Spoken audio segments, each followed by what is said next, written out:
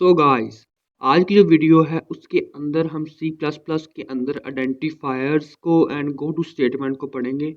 दोनों बहुत ही important topics हैं। आइडेंटिफायर्स का आप लोगों को सिर्फ थोड़ा बहुत कंसेप्ट होना चाहिए, और जब हम गो टू स्टेटमेंट की बात करें तो उसका आप लोगों को अच्छे से नॉलेज होना चाहिए, क्योंकि वो बहुत अहम है हमारे जब हम प्रोग्राम कर रहे होंगे। गो टू स्टेटमेंट का हम जब यूज़ करेंगे तो उसका यूज़ जो है बहुत इंपॉर्टेंट भी है और बहुत अहम भी है। ठीक हो गया? तो let's start our video.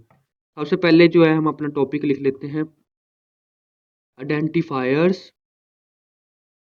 And go to statement in C plus plus. C plus plus के अंदर आइडेंटिफायर्स क्या होते हैं और गो टू स्टेटमेंट क्या होते हैं, वो आज की वीडियो का हमारा बेसिक कंसर्न है। ठीक हो गया? तो सबसे पहले जो है मैं आप लोगों को बताता हूँ आइडेंटिफायर्स क्या होते हैं। बेसिकली आइडेंटिफायर्स कुछ ऐसे कीवर्ड्स हमारे पास होते हैं, कुछ ऐसे वर्ड्स होते हैं जिनका कोई ना कोई मतलब होता है और वो प्री डिफाइंड होते हैं। प्री डिफाइंड का मतलब ये हुआ कि उसकी कोई ना कोई डेफिनेशन, कोई ना कोई मकसद, कोई ना कोई पर्पस जो है हमारे पास इस लाइब्रेरी के अंदर लिखा हुआ होता है। इसकी इसके अंदर लिखा हुआ होता है, इसकी जो उसकी डेफिनेशन जो है इस हेडर फाइल के अंदर वो इंक्लूड होती है। ठीक हो गया? तो हम जो है आइडेंटिफायर्स को एज अ वेरिएबल यूज़ नहीं कर सकते। तो मैं यहाँ लिखता हूँ, उसकी डेफिनेशन लिख देता हूँ यहाँ पे।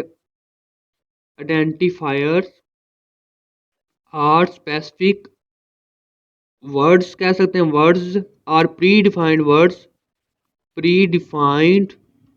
Words that are not allowed that are not allowed to use as a variable। हम उनको एज अ वेरिएबल यूज़ नहीं कर सकते, आइडेंटिफायर्स को एज अ वेरिएबल यूज़ नहीं कर सकते। तो इसीलिए जो है मैंने क्या कहते हैं ये वाला टॉपिक चूज़ किया। आइडेंटिफायर्स का आप लोगों को समझा दूँ कि जब भी आप लोगों को कोई एरर नीचे शो हो रहा है, जब आप वेरिएबल को डिक्लेयर कर रहे हो तो उस वक्त समझ जाए कि ये हमारे पास आइडेंटिफायर वर्ड है, इसका कोई ना कोई मतलब होगा। जैसे हमारे पास आईओ स्ट्रीम हो गया, एसटीडी हो गया, इफ़ हो गया, फॉर हो गया, मेन हो गया, सी आउट हो गया, सी इन हो गया। ये 37 से 38 कीवर्ड्स बनते हैं जो कि हमारे पास प्री डिफाइंड होते हैं। इनका कोई ना कोई मकसद होता है और हम इनको एज अ वेरिएबल यूज़ नहीं कर सकते। मान लिया मैं इफ़ एक वेरिएबल लेता हूँ, इफ़ के नाम से उसके अंदर 8 स्टोर करता हूँ। तो आप लोग देखो कि जैसे मैं इसको सेव करूँगा, इफ़ के नीचे अंडरलाइन लाइन बनी हुई आ गई, रेड लाइन। जैसे मैंने इसके ऊपर क्लिक किया तो आप लोग देखो यहाँ लिखा हुआ unexpected and identifier C and C plus plus, यानी C and C plus plus के अंदर यहाँ पे 40 लिखा हुआ है। इसका मतलब ये 40 जो है हमारे पास की आइडेंटिफायर्स है सी प्लस प्लस के अंदर। तो इफ़ को जो है हम एज अ वेरिएबल यूज़ नहीं कर सकते। उसने कहा इसका कोई ना कोई मकसद है, ये आइडेंटिफायर है, ये एक प्री डिफाइंड वर्ड है, इसकी कोई ना एक स्पेसिफिक डेफिनेशन है। आप इसको एज अ क्या कहते हैं हम एज अ वेरिएबल यूज़ नहीं कर सकते। तो ऐसे वर्ड जब आप वेरिएबल को डिक्लेयर कर रहे हो, नीचे इस तरह की रेड लाइन बनी हुई आ रही हो, तो आप लोग समझ जाइएगा कि ये हमारे पास प्री डिफाइंड वर्ड है, इसको हम एज अ वेरिएबल यूज़ नहीं कर सकते और ये आइडेंटिफायर है हमारे पास। तो आइडेंटिफायर्स के लिए बस इतने आप लोगों को कंसेप्ट जेल में रखना है। ठीक हो गया? अगला अब हम गो टू स्टेटमेंट की तरफ मूव करते हैं। उससे पहले मैं आप लोगों को बता दूं कि आप लोगों को इतना कंसेप्ट होना चाहिए कि हमारी प्रोग्राम की एग्जीक्यूशन कैसे स्टार्ट होती है।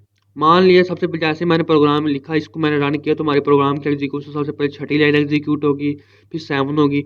मैंने आप लोगों को बताया था कि मेन फंक्शन के अंदर जो भी लाइनें लिखी हुई होती हैं हमारे पास, वही एग्जीक्यूट होती हैं सबसे पहले। ठीक होगा? ठीक हो गया? मेन फंक्शन के अंदर सबसे पहली लाइन एग्जीक्यूट होगी, फिर दूसरी होगी, फिर तीसरी होगी। वो रिक्वायरमेंट देखेगी कि सी आउट, अच्छा इसने यहाँ पे यूज़ किया है। सी आउट की जो सी आउट क्या है वो फिर ऊपर जाएगी, आईओ स्ट्रीम देखेगी किसके अंदर उसकी डेफिनेशन लिखी हुई है।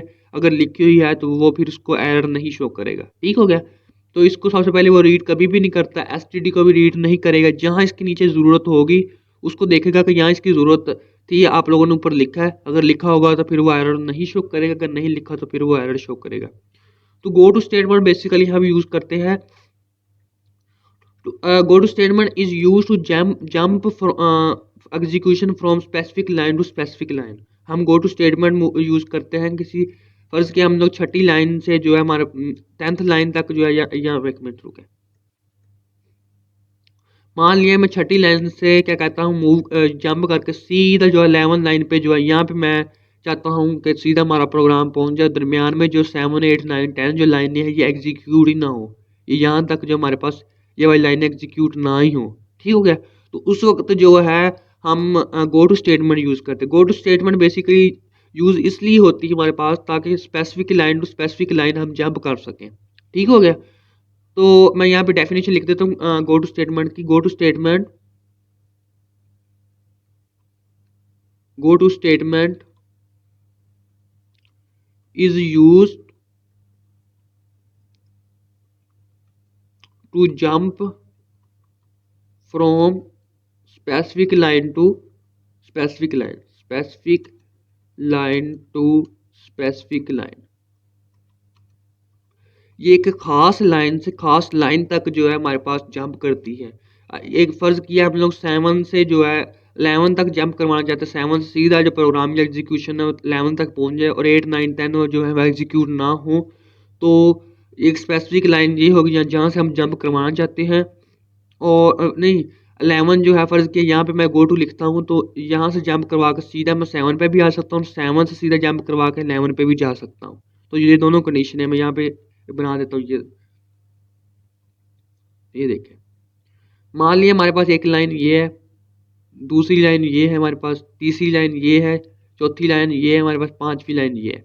मान लिया मैं चाहता हूँ पहली लाइन सीधा मेरा प्रोग्राम जो है वो पांचवी लाइन पे पहुंच जाए यहाँ पे। ठीक हो गया। दरमियान में ये 3 लाइनें हैं ये एग्जीक्यूट ही ना हो। और जहाँ मैं ये चाहता हूँ सीधा जो है जैसे ये प्रोग्राम यहाँ पे एग्जीक्यूशन पहुंचे सीधा जो है यहाँ से जंप होके इस फर्स्ट लाइन पे पहुंच जाए हमारे पास। तो तब हम ये गो टू स्टेटमेंट यूज़ करते हैं। ठीक हो गया। यानी कि इधर तीसरी लाइन से हम पहली लाइन से पांचवी लाइन पे भी आ सकते हैं हम लोग, और पांचवी लाइन से पहली लाइन पे भी मूव करवा सकते हैं। ठीक हो गया। तो सबसे पहले मैं आप लोगों को इसका सेंटेक्स बताता हूँ। तो गो टू स्टेटमेंट का बेसिकली सेंटेक्स ये होता है हमारे पास।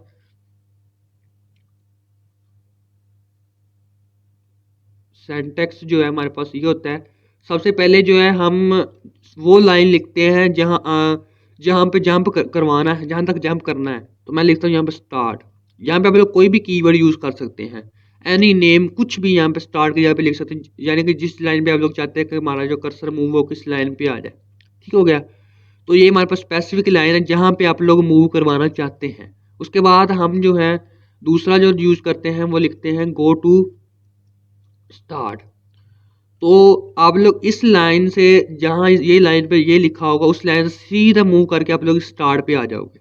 ठीक हो गया। तो आप लोग इसके एग्जांपल के जरिए आप लोगों को समझाने की कोशिश करता हूँ। मान लिया मैंने एक इंटीजर लिया x और y। ठीक हो गया। और x और z लिख लेता हूँ, z। और एक स्ट्रिंग लिया मैंने, वो लिया मैंने y। और स्ट्रिंग के लिए यहाँ पे लाइब्रेरी भी इंक्लूड करनी पड़ेगी हमारे पास, हैश इंक्लूड स्ट्रिंग। ठीक हो गया। तो मैंने लाइब्रेरी भी इंक्लूड कर दी। तो अब लोग यहाँ पे मैं लिखता हूँ, मान लिया मैं लिखता हूँ सी आउट एंटर योर एज। तो जैसे इसको मैंने ये किया और यहाँ पे मैं सी इन इसको एक्स के अंदर स्टोर करवा देता हूँ। ठीक हो गया। तो अब कंट्रोल सी कंट्रोल वी। तो अब लोग यहाँ पे ये लिख देते हैं y और यहाँ पे z लिख देते हैं। यहाँ पे एंटर योर एज की जगह पे मैं लिखता हूँ नेम, लिख देता हूँ यहाँ पे नेम, एंड यहाँ पे लिख देता हूँ हमारे पास क्लास। ठीक हो गया। तो अब मान लिया मैं चाहता हूँ कि हमारा जो प्रोग्राम जैसे ये एंटर योर एज रन हो, एंटर योर नेम ना पूछे, सीधा जो एंटर योर क्लास पे आ जाए। तो मैं यहाँ सिंपल ये लिखूंगा हमारे पास, यहाँ पे लकी लिख देता हूँ, अपना नेम लिख देता हूँ। इस लाइन पे मैं मूव करवाना चाहता हूँ और यहाँ से मूव करवाना चाहता हूँ गो टू लक्की, यानी लक्की पे सीधा मूव कर जो ये वाली लाइन एग्जीक्यूट ही ना हो, ये वाली जो नेम है एग्जीक्यूट ना हो। जैसे मैं इसको सेव करके रन करूँगा तो आप लोग देखोगे यहाँ पे उसने मुझसे पूछा एंटर योर क्या कहते हैं, ये एग्जीक्यूट हो रहा है। ये देखो पूछ रहा है एंटर योर एज। मैंने यहाँ पे लिखा है फर्ज किया 12। तो अब 12 के बाद सीधा उसने मुझे नेम पूछना चाहिए, लेकिन उसने क्या किया हमारे पास सीधा क्लास पूछा। अंदर से ये नेम वाली लाइन वो स्किप होगी। क्यों स्किप होगी? क्योंकि मैंने कहा कि जैसे ये वाली लाइन एग्जीक्यूट हुई एक्स के अंदर जैसे उसकी एज स्टोर हुई, उसने कहा गो टू लक्की, सीधा लक्की पे पहुंच जाओ, इस लाइन पे सीधा पहुंच जाओ। ये वाली लाइन एग्जीक्यूट नहीं करनी है हमें, स्किप कर दो इसको, तो सीधा जो है हमारे पास लकी पे पहुंच गया। तो ये बेसिक कंसेप्ट था कि ये एक स्पेसिफिक लाइन थी जहां से हम जंप करवा रहे थे, और जिस जगह पे जंप करवा रहे थे वो ये वाली लाइन थी। तो आप लोग जिस जगह पे यहाँ पे कोई भी नेम यूज़ कर सकते हैं, लेकिन याद रहे ये वाला नेम और ये वाला नेम आप लोगों को सेम रखना है, ठीक हो गया। तो ये लाइन नेम है, इस लाइन पे आप लोग मूव करवा सकते हैं। अब मान लिया मैं चाहता हूँ हमारे पास जो है, जैसे यूज़र जो है हमारे पास एज एंटर करे, नेम एंटर करे, क्लास एंटर करे, तो फिर दोबारा जो है उससे पूछा जाए एज एंटर करो, क्लास एंटर करो, और दोबारा से फिर एज नेम क्लास, तो उसके लिए हम यूज़ करेंगे, यहाँ पे लिखेंगे लकी, लिख देता हूँ यहाँ पे। अब सॉरी, यहाँ पे आप लोगों ने सेमी को और लगाना है, कोलन लगाना है यहाँ पे जब लाइन स्पेसिफाइड करवा रहे होगे, और जब गो टू यूज़ कर रहे होंगे उसके साथ आप लोगों ने सेमी कोलन लगाना है। ये आप लोगों ने सेंटेक्स का ध्यान रखना। तो मैं अब ये प्रोग्राम की एग्जीक्यूशन होगी, ये होगी कहेंगे एंटर योर नेम, फिर वो एक्स के अंदर स्टोर हो जाएगा, फिर और एंटर योर एज, फिर एक्स के अंदर स्टोर हो जाएगा, फिर एंटर योर नेम, फिर वो वाई के अंदर स्टोर हो जाएगा, फिर एंटर योर क्लास, फिर वो जी के अंदर स्टोर हो जाएगा। जब ये लाइन पे पहुंचेगा वो कहेगा गो टू वहाँ पर लक्की, वो दोबारा जहाँ सीधा लक्की पे मूव कर जाएगा, फिर दोबारा हमसे ये पूछेगा, फिर दोबारा लक्की पे मूव कर जाएगा। तो ये इन्फिनिटी बन गई हमारे पास, ये कभी जो है अब प्रोग्राम बंद नहीं होगा। इसको मैं कंट्रोल सेव करके इसको रन करता हूँ, आप लोग देखोगे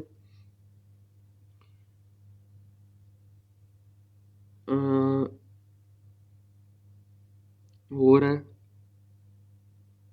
दोबारा से रन कर दिया, एंटर योर एज पूछ रहा है, मैंने एज एंटर की, नेम एंटर की, क्लास एंटर की, age name class, age name class, age name class, age name class, ये देखें आप लोग, वो बार बार इन्फिनिटी पूछी जा रहा है, क्योंकि जैसे ये लाइन एग्जीक्यूट हो रही है सीधा इस पे पहुंचे, वो कहता है गो टू लक्की, तो दोबारा यहाँ पे कर्सर आ जाता है, फिर दोबारा ये लाइन एग्जीक्यूट होती है, फिर वो कहता है गो टू लक्की, फिर दोबारा एग्जीक्यूशन होती है।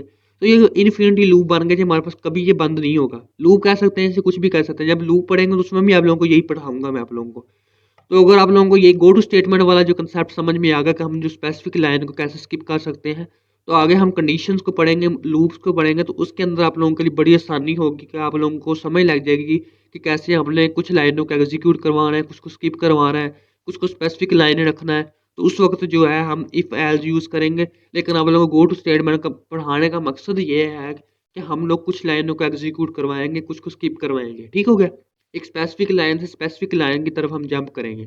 इस लाइन से स्पेसिफिक लाइन थी, इस पे जंप किया हम लोगों ने, यहाँ से जंप किया, यानी जब ये कर्सर यहाँ पे पहुंचा, एग्जीक्यूशन यहाँ पे पहुंची, सीधा हमारे पास जंप होके वो सीधा यहाँ पे आ गया लकी के ऊपर। तो ये था हमारे पास आज का गो टू स्टेटमेंट का कंसेप्ट। आई होप आप लोगों को अच्छे से समझ आ गया होगा। आप लोग जब भी प्रोग्राम बनाओ तो आप लोग इस गो टू स्टेटमेंट को लाजमी यूज़ करो, ठीक हो गया, ताकि आप लोग ये आपकी प्रोग्रामिंग को बहुत ज़्यादा ईजी बना देता है। बजाय हम लोग बार बार यहाँ पे लूप का यूज़ करते या कुछ और करते, तो हम लोगों ने एक सिंपल क्या किया है, गो टू स्टेटमेंट ने हमारा बहुत बड़ा मसला हल कर दिया। तो सिंपली आप लोग जो है इस चीज़ को क्या कहते हैं, हमारे पास इस गो टू स्टेटमेंट के कंसेप्ट को अच्छे से समझो। यहाँ पे कोई भी वेरिएबल, कोई भी नेम लिख सकते हैं, यहाँ पे भी कुछ भी नेम लिख सकते, और यहाँ पे सेम ये वाला नेम जो होगा वो सेम होगा इस नेम के हिसाब से, ठीक हो गया। तो आज के लिए इतना ही, फिर इंशाल्लाह अगली वीडियो में हम लोग मैथ के कुछ कुछ ऑपरेशन पढ़ेंगे कि हम मैथ में से कौन कौन सी चीज़ें जो है C++ के अंदर यूज़ कर सकते हैं।